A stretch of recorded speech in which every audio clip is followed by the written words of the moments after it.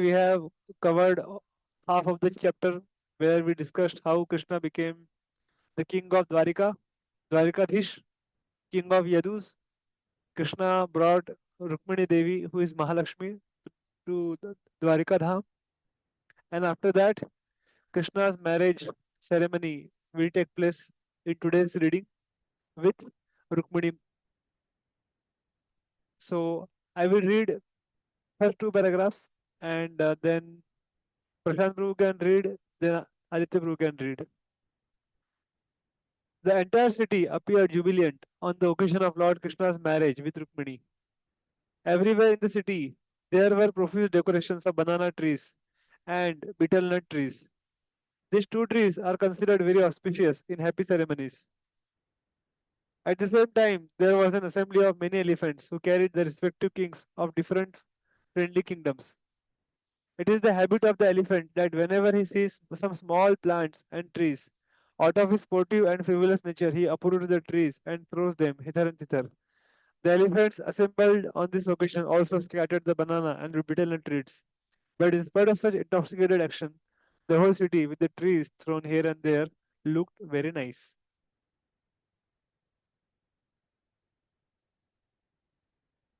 Okay. Prashant Prabhu, you can read this paragraph, and Aditya Prabhu can read last two paragraphs.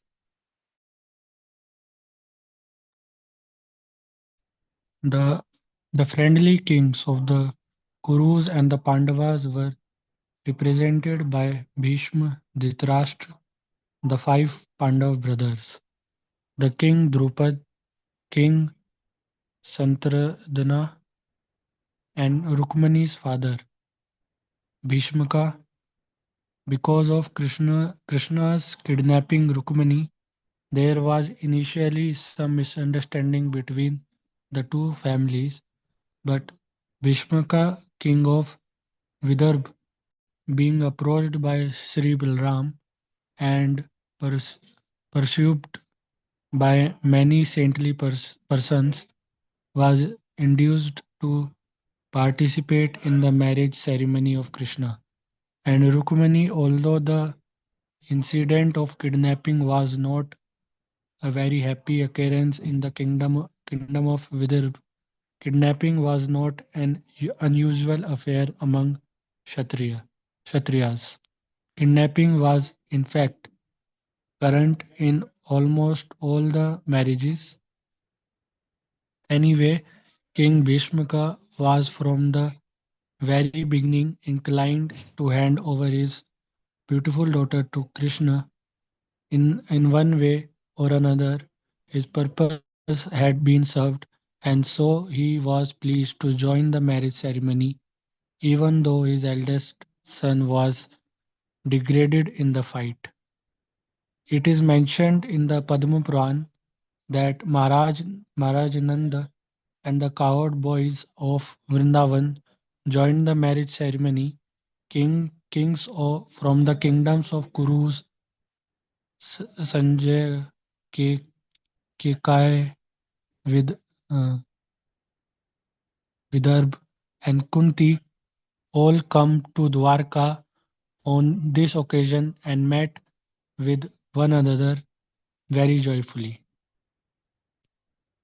Yes, thank you. So here it is mentioned that Bhishmak from the beginning was wanting Rukmini to marry Krishna, but because of his brother Rukmini's um, um, friendship with Shishupal, he thought of marrying Rukmini to Shishupal. And if you remember in the first meeting when we started this chapter, I had also told that um, this Bhishmak, King Bhishmak, he had five children, five, sorry, six children, five brothers and one daughter. And Rukmi represents the mind, and Rukmini represents the ears. So when we engage the ears in Krishna's service, then what happens? Then our mind can become captivated by Krishna. So similarly, Bhishma represents intelligence, buddhi. Then again, his intelligence got stable.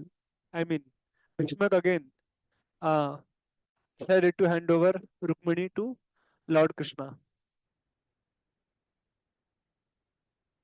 And so Prabhupada is mentioning that in this way his purpose was served, and he happily joined the marriage ceremony.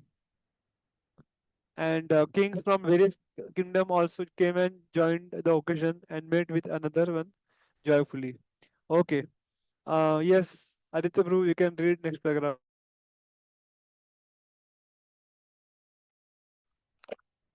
The story of Rukmini's being kidnapped by Krishna was poeticized and professional readers recited it everywhere. All the assembled kings and their daughters especially were struck with wonder and very much pleased upon hearing the chivalrous activities of Krishna. In this way, all the visitors as well as the inhabitants of Dwarka city were joyful to see Krishna and Rukmini together.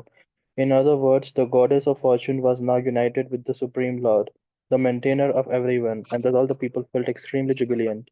Thus ends the Bhaktivedanta purport of 54th chapter of Krishna. Krishna defeats all the princes and takes Rukmini home to Dwarika. Yes. Let's move on to the next chapter. Chapter number 55, entitled Pradyumna born to Krishna and Rukmini. So, who is Pradyumna and what is his past? That we'll read in this chapter. It's a very interesting chapter. Yes. Rishikesh Prabhu, you can read, then I will read. It is said that Cupid, who is directly part and parcel of Lord Vasudeva, and who was formerly burned to ashes by the anger of Lord Shiva, took birth from the womb of Rukmini, begotten by Krishna. This is Kamdev, a demigod of the heavenly planets, especially capable of indu- inducing lusty desires, the supreme personality of Godhead. Krishna has many grades of parts and parcel, but the quadrum expansion of Krishna, Vasudeva, Shankarsan, Pradyumna, and Aniruddha are directly in the Vishnu category.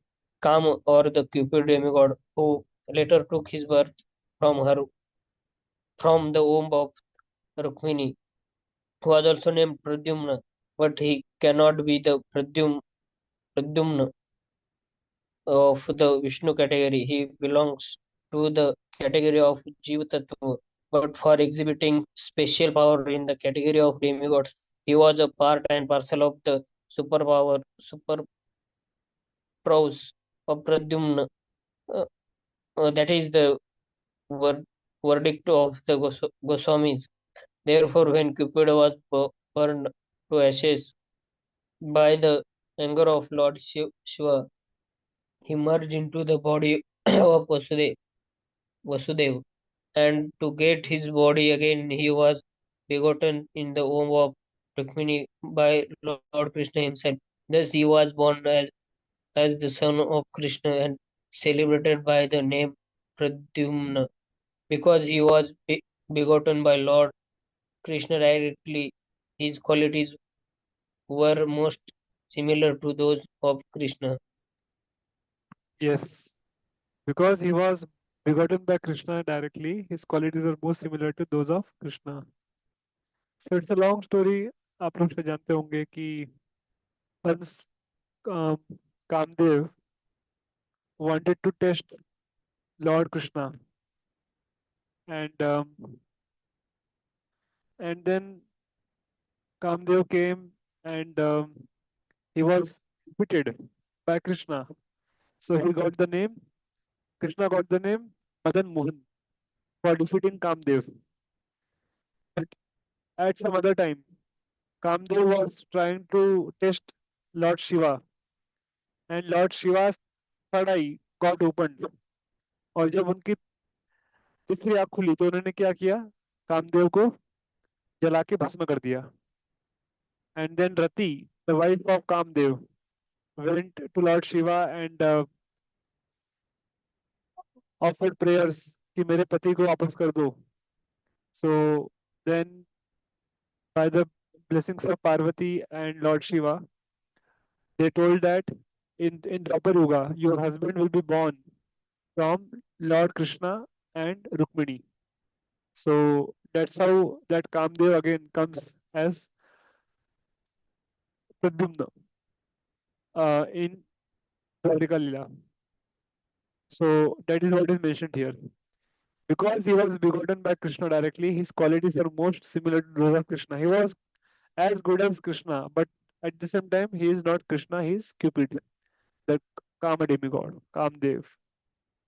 Yes, so now I will read one paragraph, then again Krishna can read, then Aditya Prabhu can read.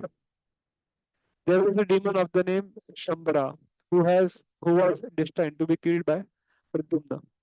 The Śambara demon knew of his destiny, and as soon as he learned that Pradyumna had been born, he took the shape of a woman and kidnapped the baby from the maternity home less than 10 days after his birth. The demon took him and threw him directly into the sea, but as it is said, whoever is protected by Krishna, no one can kill him. And whoever is destined to be killed by Krishna, no one can protect him. When Pradyumna was thrown into the sea, a big fish immediately swallowed him. Later, this fish was caught in the net of a fisherman, and the fish was later sold to the Śambara demon. In the kitchen of the demon was a maid servant whose name was Mayavati. This woman had formerly been the wife of Cupid, called Rati. When the fish was presented to demon Shambara, it was taken charge of by his cook, who was to make it into palatable fish preparation. Demons and Rākṣasas are accustomed to eating meat, fish, and similar non-vegetarian foods. Demons like Ravana, Kamsa, and Hiranyakashipu, although born of Brahman and Kshatriya fathers, used to take meat and fish without discrimination. This practice is still prevalent in India, and those who eat meat and fish are generally called demons and Rākṣasas. So Prabhupada is telling here कि मारे कृष्णा राखे कृष्णा मारे के. भगवान जिसको बचाना चाहे उसका कोई बाल भी बांका नहीं कर सकता, और भगवान जिसको मारना चाहते हैं उसको कोई बचा नहीं सकता. For example Hiranyakashipu. Hiranyakashipu wanted to kill Prahlad, and Lord wanted to protect Prahlad. So ultimately, Lord won, and Prahlad was saved. And when Lord wanted to kill Prahlad, I mean, Lord wanted to kill Hiranyakashipu. So none of the demigods, Brahma, Shiva, could save could save him, and ultimately Hiranyakashipu was killed. So whoever is protected by Krishna, no one can kill him, and whoever is destined to be killed by Krishna, no one can protect him. And people who eat meat and fish are generally called demons and Rākṣasas. So this is the main point. Yes. Prashant Guru can read. When the cook was cutting the fish, he found within its stomach, a nice baby, which is immediately presented to the charge of Mayavati, who was an assistant in the kitchen affairs. This woman was surprised to see how such a nice baby could remain within the belly of a fish, and the situation perplexed her. The great sage Narada then appeared and explained to her about the birth of Pradyumna and how the baby had been taken away by Sambara and later thrown into the sea. In this way, the whole story was disclosed to Mayavati. Mayavati knew that she had previously been Rati, the wife of Cupid, after her husband was burned to ashes by the wrath of Lord Shiva. She was always expecting him to come back in a material form.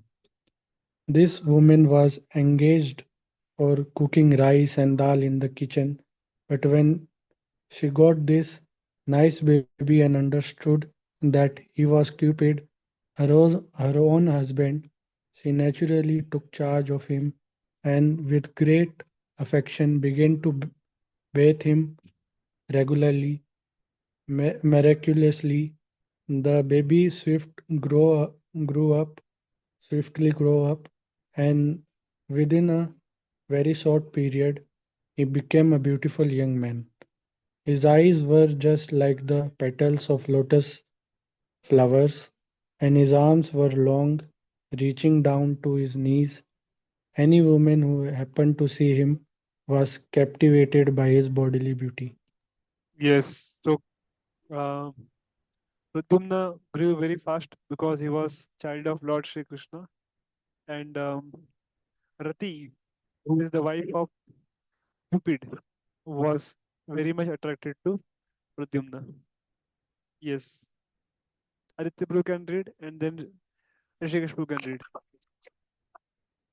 Mayavati could understand that her former husband Cupid, born as Pradyumna, had grown into such a nice young man, and she also gradually became captivated and lusty. Smiling before him with a feminine attractiveness, she expressed her desire for sexual union. He therefore inquired from her, how is it possible that first you were affectionate like a mother and now you are expressing the symptoms of a lusty woman? What is the reason for such a change? On hearing the statement from Pradyumna, the woman Rati replied, my dear sir, you are the son of Lord Krishna. Before you were 10 days old, you were stolen by Shambara demon and later thrown into the water and swallowed by a fish. In this way, you have come under my care, but actually, in your former life as Cupid, I was a wife. Therefore, my manifestation of conjugal symptoms is not at all incomparable. Sambara wanted to kill you, and he is endowed by various mystic powers. Therefore, before he again attempts to kill you, please kill him as soon as possible with a divine power. Since you were stolen by Shambara, your mother Rukmini Devi has been in a very grievous condition like a Kurari bird who has lost her babies. She is very affectionate towards you, and since you have been taken away from her, she has been living like a cow aggrieved over the loss of its calf. Yes. So Mayavati or Rati, she explained everything to Pradyumna, saying that I was your wife in previous life, and so that's why I'm requesting you to kill this demon as soon as possible, and let's reunite with your mother and father, Krishna and Rukmini Devi. Yes, actually, um, in Mahabharata, there is one pastime of Arjuna. When Arjuna went to heaven, Arjuna was offered a similar proposal by Urvashi. And then Arjuna said, you are like my mother. Why? Because Pururava, my great grandfather, he was your husband. So how can I enjoy with you? So Urvashi said that, Arey Arjun, why you are talking like this? In heaven, there is no such concept of um, breaking the chastity, because the damsels in heaven, they always remain virgin. They don't break their chastity. So we can enjoy. It doesn't matter. Here we don't think of all these things. Arjuna said, no, no, no. Pururava was my great grandfather. I cannot indulge in such activities. So then what happened? Urvashi, who came prepared to enjoy with Arjuna, got very upset, and she cursed Arjuna that for 1 year he will become a eunuch. You will become a transgender. And Arjuna accepted the curse, but he did not compromise on his integrity, on his character. And when as the story goes, when Arjuna was in incognito for 1 year, आप लोगों को पता होगा, right? 12 years they got vanvas and 1 year agyatwas. So when he was in agyatwas, he became as Nalla. Nalla matlab transgender, eunuch. So because of that curse he got from Urvashi, he he could hide himself as a eunuch for 1 year. And after that, he again shows his real form as Arjuna. So basically, the point is here Pradyumna is not directly going away. I mean, going straight and enjoying with Mayavati or Rati. He asked her, How is it possible that you are proposing such symptoms? So why? Because this is a sign of good character. Character is everything. Without character, one cannot make any advancement in spiritual life. This we need to understand very, very clearly. So that's why I told the whole story of Arjuna and Urvashi. Okay, time is less. So Rishikesh Prabhu, you can read two paragraphs and then I will read the last paragraph. Mayavati had mystic knowledge of supernatural powers. Supernatural powers are generally known as Maya, and to surpass all such powers, there is another supernatural power called Mahamaya. Mayavati had the knowledge of the mystic power of Mahamaya, and she delivered to Pradyumna this specific energetic power in the order to defeat the mystic powers of the Sambara demon. Thus, being empowered by his wife, Pradyumna immediately went before Sambara and challenged him to fight. Pradyumna addressed him in very strong language, so that his temper would be agitated and he would be moved to fight. At Pradyumna's words, the demon Sambara, being insulted, felt just as a snake feels after being stuck by anyone's feet. A serpent cannot tolerate being kicked by another animal or by a man, and it immediately bites its opponent. Sambar felt the word of Pradyumna as if they were a kick. He immediately took his club in his hand and appeared before Pradyumna to fight, roaring like a thundering cloud. In great anger, the demon began to beat Pradyumna with his club, just as a thunderbolt beats a mountain. Pradyumna protected himself with his own club and eventually struck the demon very severely. severely. In this way, the fighting between Śambarāsura and Pradyumna began in earnest. Yeah, it's not uh, Shambara, Sambar. It's Śambarāsura. तो Śambarāsura का शंबर हो गया है. So the pronunciation should be correct. Okay. I will read this last paragraph and then we'll stop. But Śambarāsura knew the art of mystic powers and could raise himself into sky and fight from outer space. There is a demon of the name Maya, and Śambarāsura had learned many mystic power from him. He thus raised himself high into the sky and threw various types of nuclear weapons at the body of Pradyumna. To combat the mystic powers of Śambarāsura, Pradyumna invoked another mystic power known as mahāvidyā, which was different from the black mystic power. The mahāvidyā mystic power is based on the quality of goodness. Śambara, understanding that his enemy was formidable, took assistance from various kinds of demonic mystic powers belonging to Guhyakas, the Gandharvas, the Piśācas, the snakes, and the Rākṣasas. But although the demon exhibited his mystic powers and took shelter of supernatural strength, Pradyumna was able to counteract his strength and powers by superior powers of Mahāvidyā. When Śambarāsura was defeated in every respect, Pradyumna took his sharp sword and immediately cut off demon's head, which was decorated with a helmet and valuable jewels. When Pradyumna thus killed the demon, all the demigods in the higher planet systems showered flowers on him. Shri Pradyumna ki jai.